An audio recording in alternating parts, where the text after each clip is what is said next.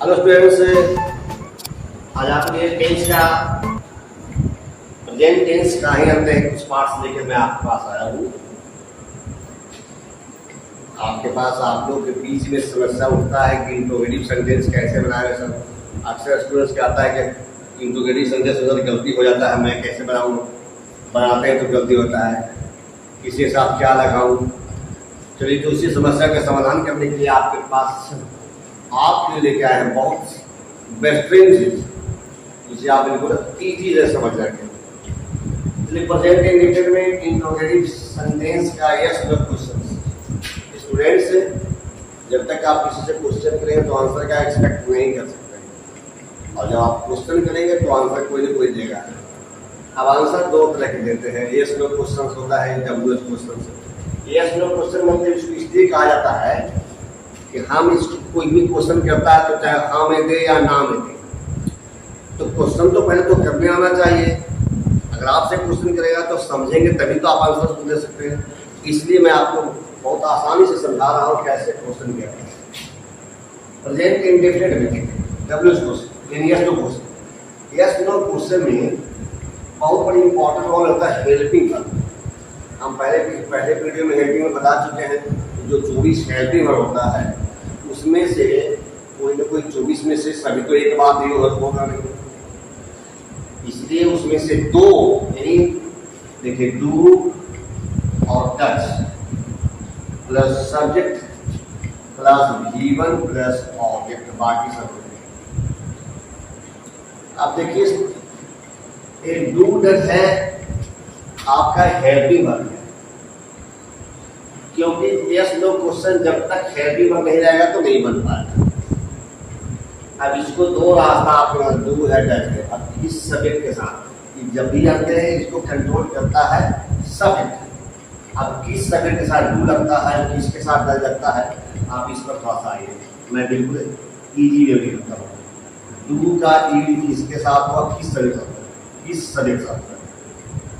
Subject रहेगा कौन, आई रहेगा, बी, यू, दे और पीसीए यानी प्लूरल काउंटेबल नाउन के साथ, यानी कितने तरह के जो सब्जेक्ट रहेगा उसके साथ यस नो क्वेश्चन में टू का प्रयोग होगा। जैसे लिखा उसी तरह डज का प्रयोग, डज कहाँ रहेगा, तो किस सब्जेक्ट के साथ रहेगा, उस सब्जेक्ट आएगा ही, सी, इट, नेम कुछ रहेगा और एस ए मतलब सिंगुलर नाउन।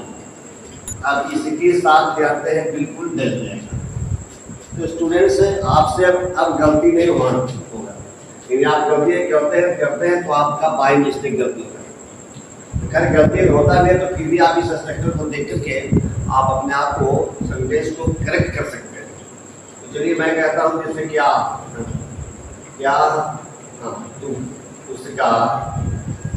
उसका भाई अंग्रेजी बोलता है। देखिए अंग्रेजी बोलता है, इसका मतलब क्या है, जब यही बताता है शो करता है कि यस नो क्वेश्चन। अब प्रश्न समझने के बाद आपको जरूर समझ में आ गया होगा कि क्या उसके बारे में बोलता है। अब बोलता है कि नहीं बोलता है ना, चाहे बोलता है तो हाँ बोलता है, नहीं बोलता है तो नहीं बोलता है, इसीलिए इसको यस नो कहा गया। इसको बनाने का तरीका सब्जेक्ट के अनुसार है।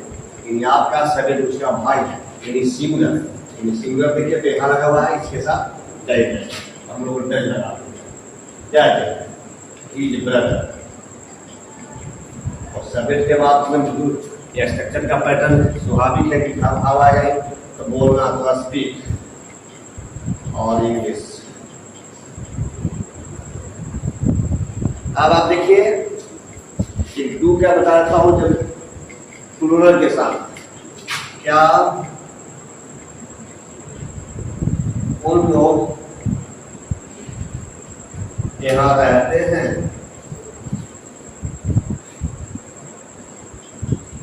क्या उन लोग यानी डू दे, उन लोगों ने प्लूरल, तो प्लूरल के साथ देखिए प्लूरल है, प्लूरल के साथ डू लगा, डू दे लीव हेयर। तो तो आप बिल्कुल आप समझ गए होंगे यस तो क्वेश्चन और डब्ल्यू क्वेश्चन अच्छी तरह से समझ गए होंगे। अब इसी में मान लीजिए इसमें कभी कभी होता है कि निगेटिव होता है, इंट्रोगेटिव प्लस निगेटिव। तो इंट्रोगेटिव प्लस निगेटिव बनाने में आपको कोई विशेष नहीं, आप चाहे तो नॉट जानते हैं, आप चाहे तो नॉट इन दोनों के साथ लगा सकते हैं और नहीं तो आप यहाँ भी नॉट लगा सकते हैं। स्टूडेंट्स जैसे मैं बता रहा हूँ, डोंट यू प्ले या डू यू नॉट प्ले। इसका मतलब क्या तुम नहीं खेलते हो, यानी आप ए भी राइट है ए भी राइट है। तो देखिए आप सब्जेक्ट के बाद मैंने कहा था नॉट लगा दें और सब्जेक्ट के पहले भी लगा सकते हैं, यानी आपका दोनों सेंटेंस राइट है। अब आप अगर देख चाहे डन के साथ में लगाए तो ही होगा। तो स्टूडेंट्स शायद आप समझ गए होंगे बहुत अच्छी तरह से, तो समझ गए होंगे। अच्छा लगा होगा तो इसको लाइक करेंगे, कमेंट बॉक्स में लिखेंगे और इसको सब्सक्राइब कर देंगे।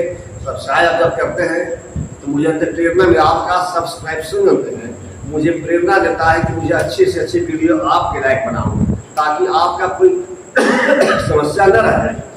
आगे भविष्य में हमेशा बनाऊंगा।